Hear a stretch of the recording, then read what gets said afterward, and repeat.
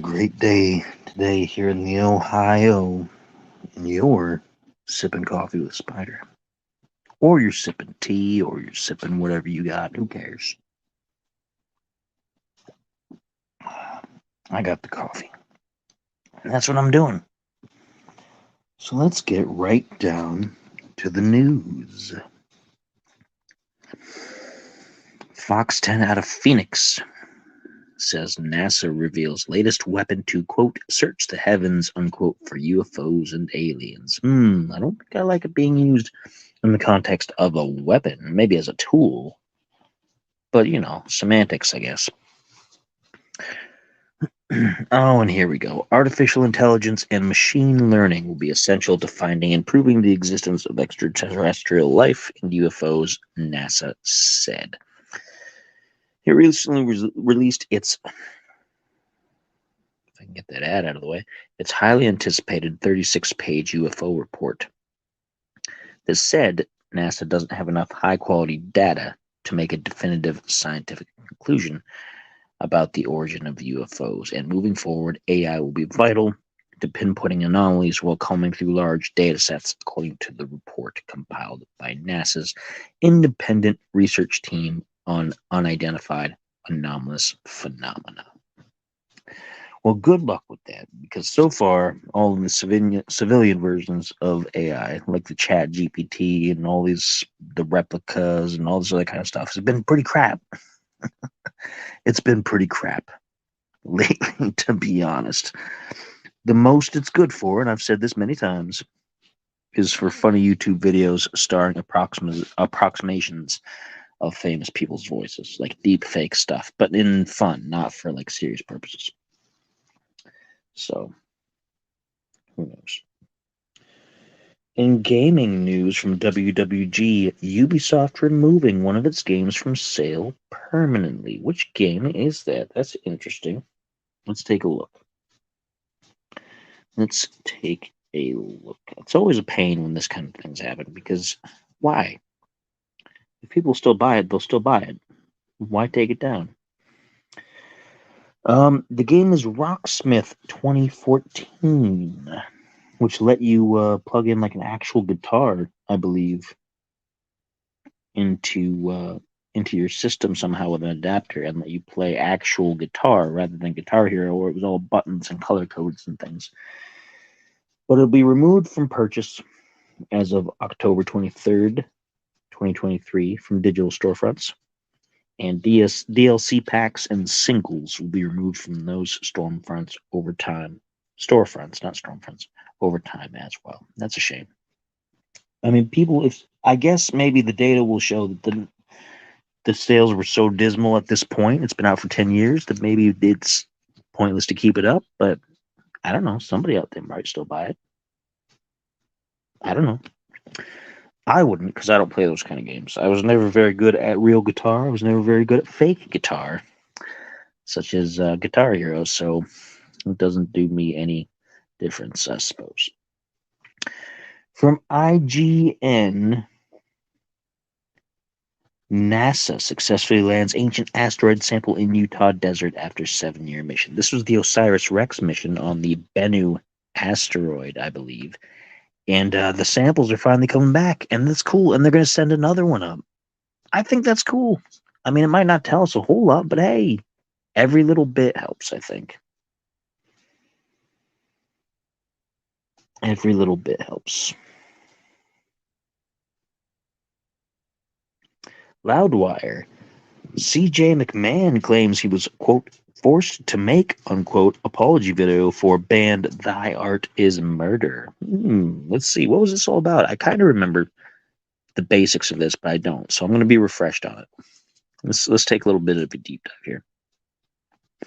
Dismissed Thy Art Is Murder lead vocalist C.J. McMahon says he was forced to make his August 25th apology video for the band due to the backlash he received that month for sharing and supporting anti-trans content online. At the time, the public reaction had persuaded him to temporarily quit social media. Then last week, Thy Art is Murder suddenly announced that McMahon was no longer in the band. The Australian deathcore act released their new album, Godlike, without his contributions, seemingly employing a new mystery vocalist in a surprise move Friday. Now, in an update from the excommunicated vocalist, McMahon says he had nothing to apologize for and that what he did wasn't targeted at the trans community. It was there to protect children. The rhetoric echoes that of the panic in the U.S. around drag shows and their portrayal as sexual and harmful to children, which can obscure the art form and its rich history, according to PBS. Well, this kind of thing's been happening a lot. I mean, honestly, people should be able to say whatever they want. If he doesn't like it, he doesn't like it. It's one thing to say things that you don't like certain things, and it's another to actively incite violence. And some people believe that no matter what you say, if you're saying something negative and you have a fan base, then that's automatically going to be turned into violence. But I disagree. If you don't like something, you don't like something. It doesn't. Maybe that makes you kind of a bad person if you don't like something there's no reason not to like.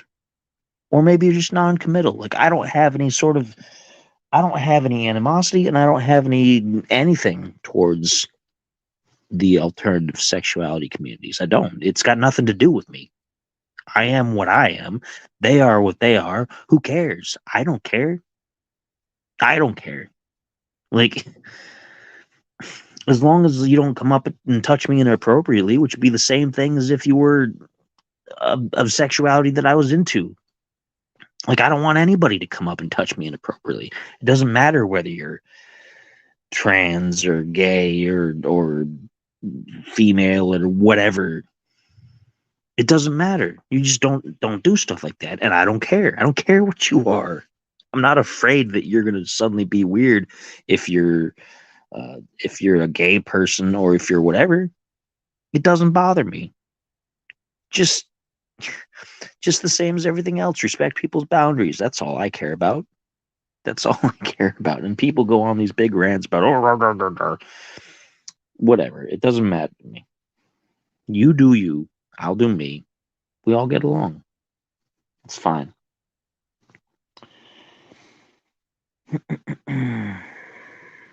Nature has a map of what it claims this is what Earth's continents will look like in 250 million years. And it looks a little bit like the same old, like, Pangea Gondwana kind of stuff, if you know your paleo history. Judging by the picture here, I obviously can't show you the picture, but if you go to nature.com and look up this article, you can see it for yourself and tell me what you think. ABC News. Now, this is some interesting stuff. Pardon me. Molotov cocktails tossed at Cuban embassy in Washington, minister says. I didn't think things were that bad in Cuba right now, or that people were against Cuba that badly. There were no injuries, Foreign Affairs Minister Bruno Rodriguez Parilla said. The embassy of Cuba in Washington, D.C. was the target of a terrorist attack when 2 Molotov cocktails were tossed at the building on Sunday night, according to Cuba's Minister of Foreign Affairs, Mr. Parilla. embassy staff suffered no harm and details are being worked out, Parilla said on social media.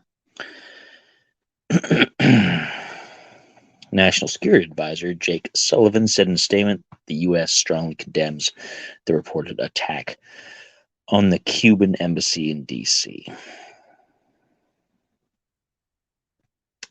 That doesn't make a whole lot of sense. Like, we're really not, like, I know we're technically on the outs with Cuba, but it's a very, like, slow simmer. Like, you don't hear about things going on like Cuba being like North Korea and be like, we're going to bomb them, we're going to do this, we're going to do this. You don't hear about stuff like that because we're just kind of at a standstill with Cuba. It's not like Haiti. It's not like with the gangs and stuff. I mean, this seems kind of silly being mad at Cuba like that, tossing Molotov cocktails at it, don't you think? Cuba's one of those countries I think we should just throw in the towel and just be like, okay, let's work it out. Because what else are they going to do? You know, they don't have a powerhouse leader like they used to with Fidel. He's gone. They're just a depressed nation state trying to make communism work out in the ocean, and who knows if it's going good for them or not. Oh well.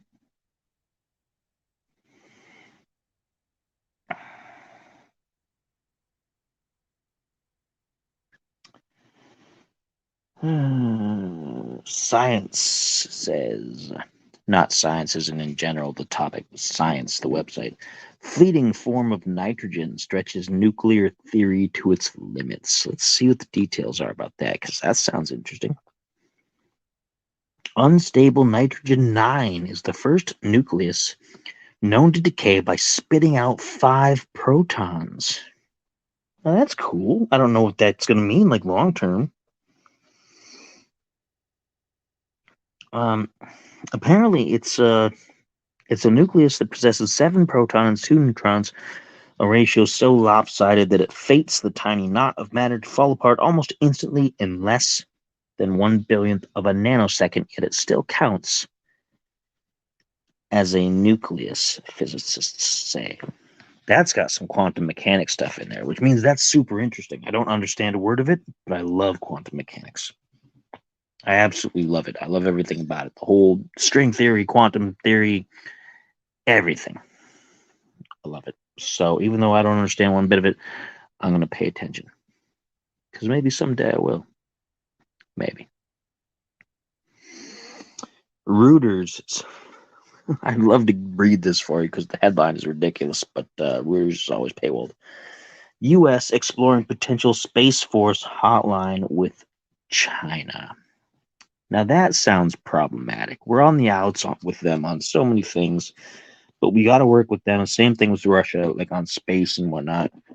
And now we're going to work out a direct hotline for the Space Force with China. I guess you kind of need to.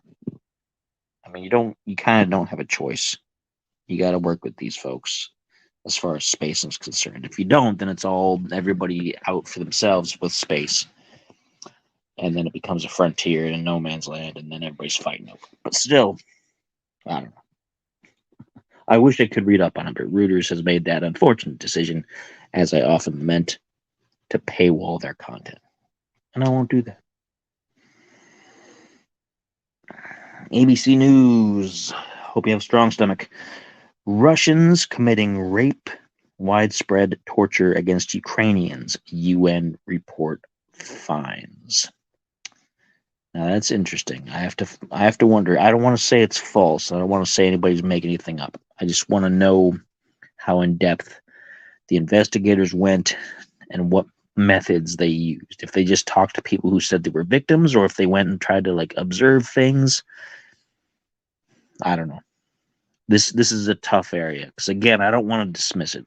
I don't want to dismiss it like it's just that's automatically not true because I don't know, and it's a serious charge.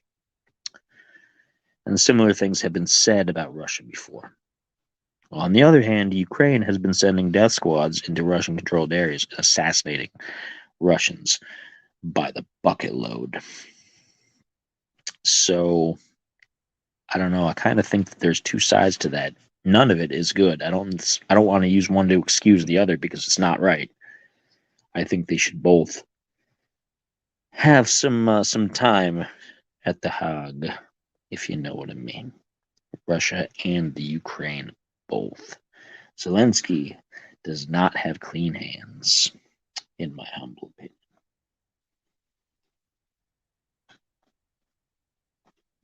I know people are going to be mad about that, but I said it, and I'll keep saying it. The Pew Research Center, which is not always to be trusted, says majority of Americans continue to favor moving away from electoral college. And I get why. I do. Everybody wants to have one person, one vote, reduce it all to the popular vote. I get it. Sounds good on the surface. But to be perfectly brutally honest, what is popular is not always what is best. And what is popular frequently is not what is best. And so I don't know.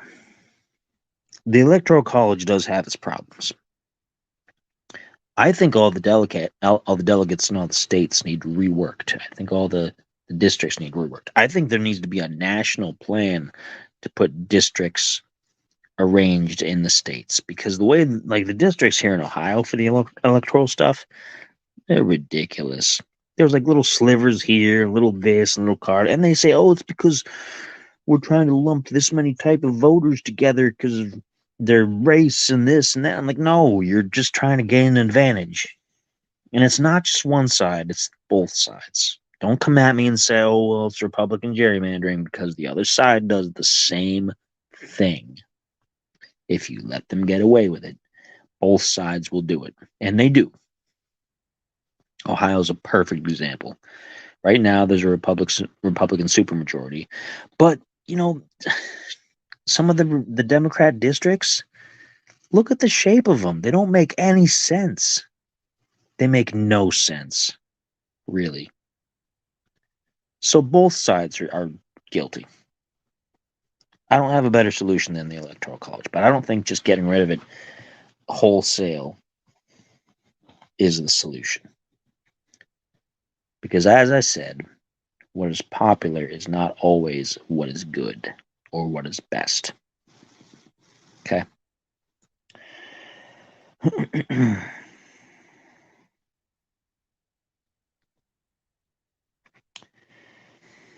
National Geographic poses the question: Pompeii still has many secrets to uncover, but should we keep digging? And that's a good existential question. We've found like a lot of things, and we've gotten some good insights into people's lives and into how the city was and its downfall. And I don't think there's more necessarily to be learned to expand on those topics. There might be more little minor details about individuals and individual families, but as far as like the historical significance, I think we've probably tapped it out. I don't think there's anything real mysterious to find there. So should we leave it alone at this point? Out of respect for what's left behind? I don't know. Might be worth doing. At some point, you got to ask yourself, what more am I going to find here other than the same thing? More destroyed homes, more ash covered remains. What else is there? It's a good point to ponder. Reuters: Biden makes new pledges to Pacific Island leaders as China's influence grows. And it's probably good. Pledges are okay as far as they go, but are they going to amount to something? If China goes through and starts gobbling up these little islands, are we really going to step in to stop them or not? I don't know. The U.S. has been kind of weird about who it's helping lately.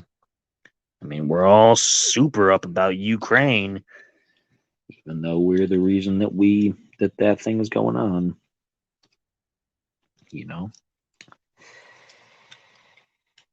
But we're not interested in helping Venezuela, even though we helped collapse its economy. We're not really all that interested in helping Africa, even though there's a lot of talk about Boko Haram and this and all that, and the various civil wars going on over there. No one here is actually making any effort. We even pulled out of parts of the Middle East, which used to be so important. So, are we going to follow through on these pledges? It remains to be seen. And I'm not using that as a Biden thing. I'm using that as a federal government thing. It doesn't matter who's sitting in the chair. A lot of people have made promises like that, and we'll see if they follow through.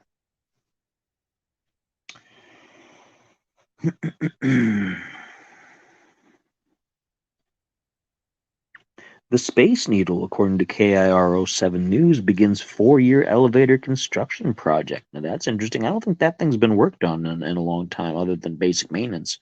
The Space Needle, of course, is in Seattle, and it will begin a 4-year construction project to modernize their iconic golden elevators. And before they can install the new elevators, about a year of modifications are needed to the building. The work will be done overnight, and the Space Needle will remain open to the public because it's a big tourist attraction. Of course, the Space Needle is the big thing in Seattle. Good for them, I suppose. I mean, I didn't know anything bad was going on with it, but it has been around a while. It was there when I was a kid, so I mean, I'm not ancient, of course, but I'm old enough.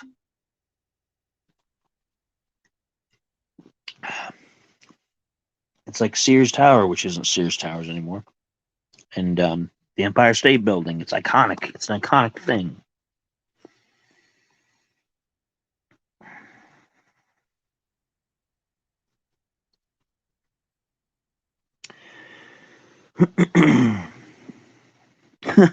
Okay, here's some clickbait for you. CNBC says 3 ways to use AI right now to get ahead. If you do, you're, quote, really going to succeed, says expert.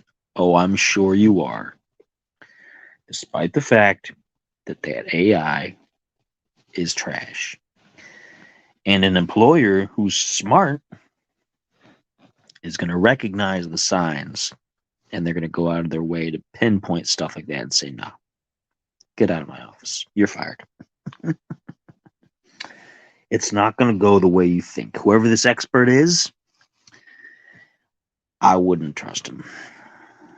I would trust him about as much as I trusted some of the experts from the last few years about certain medicinal things, if you know what I mean. I can't be too direct about it because YouTube will slam my episode here for saying misinformation, even though it isn't.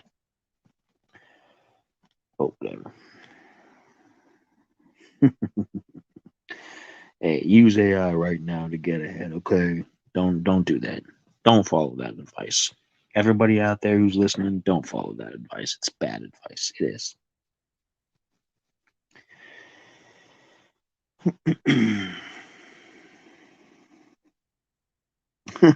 Washington Post politics with an opinion analysis. Trump appears to remain worried that 2024 won't be rigged to his benefit. You know, it's funny they say that oh man, we're trying so hard to rig it in our favor, but that's what people do. That's why they do these caucuses. That's why they go to Iowa and all these other things, and they do all these stump speeches, and they go across the country. They're trying to sway people in their favor. That's the whole point. If things don't appear to be going your way, you're going to be grumpy about it. That's how it is. It's not necessarily fraud. It's not necessarily like trying to force the matter one way or the other. It's how the game is played, which kind of sucks. But that's politics for you. And every single one of them is doing it. Even Biden's doing it. He's going down to the Detroit picket lines to be with the auto workers.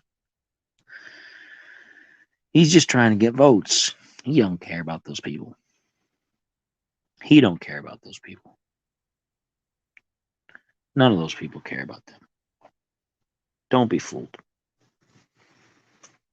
Don't be fooled. PBS NewsHour, Biden administration announces $1.4 billion to improve rail safety and boost capacity in 35 states. And okay, I can get behind that. That's something we need. That's something here in this country that we need. We've had a lot of train derailments over the last 5 years. A lot. Like it seemed like every other couple of days, a new train derailment was going on here. And it was like, what is going on here? The one in Ohio, and then there was another one in like Michigan, something I think it was. It was an M state, I think. I don't remember that one for sure, but there were like 3 within a few month period, with the Ohio one being like the first one, and it just Oh, it's crazy. You need to get back into the safety of these things. And I'd rather we pay for that stuff here than send more money overseas to just toss in the money pit. So this is fine. I'm not going to yell at the administration for this. I'm going to be like, good job. Hopefully it goes the way that it's supposed to. And doesn't get switched around as like a slush fund. Associated Press, here's when your favorite show may return as writer's strike is on the verge of ending. Well, I'm not going to read too deeply in there because I don't watch too much TV and I don't get into movies as much anymore, but that's still good news. The end of a strike means people getting to go back to work, hopefully under fair conditions, and people are going to start providing for their families again. They're going to get paid. The content is just kind of on the side, but hey, it's good. It's a good thing. From WWG, this might really interest me. New Starfield update is live and patch notes revealed. It's just fixes and improvements, basically. But that's good. Bethesda, as we know from their previous games, tends to have a lot of bugs. A lot of things that just, oops, that wasn't supposed to happen kind of moments. It's just how they are. It's just a Bethesda thing. And so any sort of improvements that they can do is good. I've been playing Starfield almost exclusively for several weeks now. For quite a long time. And I'm enjoying it. It still hasn't wowed me like the greatest game ever, but, at least I'm having fun. And that's all that's important. If I'm having fun with the game, then it's no big deal. PBS NewsHour, more research is examining how we carry the genetic legacy of extinct human species. And that's true. You can see that on people's faces. You can see the way people are built and constructed. And I don't want to say that in like a speciest, racist kind of way. Don't come at me and be like, oh, he said people look like they're Neanderthals. He must be talking about this skin color or this or that. And I'm not. It's not tied to color. It's not tied to anything like that. You can look at people's facial structures. Some people have, bigger foreheads, or some people have bigger jawlines, or some people have smaller noses and things. And you can see sometimes that people look like they're related when, as far as they know, they're not. But genetically, on a genetic base level, regardless of where the bloodline is, they have markers. And it's cool to see this kind of stuff. I like to look at like faces in the grocery store and be like, I wonder if those people are related. And they might have no idea who the other person is. And it's not like they're long lost cousins or something like that. They may have had family branches that never interacted at all, but somewhere back in the genetic soup, a gene contributed to both of their facial structures or their body structures or the way they walk or something. And it was a common extinct ancestor. I find that stuff fascinating. I think it's cool. There's a lot of Neanderthal in people sometimes. And I don't mean that in a way saying people are dumb. I mean that in a way of how appearance-wise. And not like ugly or whatever. I'm just saying.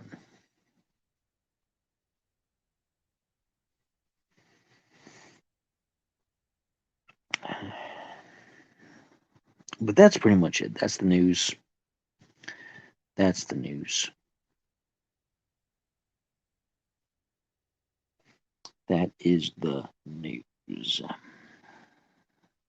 And I hope you folks are having a good day. I hope it's been a good morning for you. As always, find something good to fill your belly with. Get your day moving. And enjoy.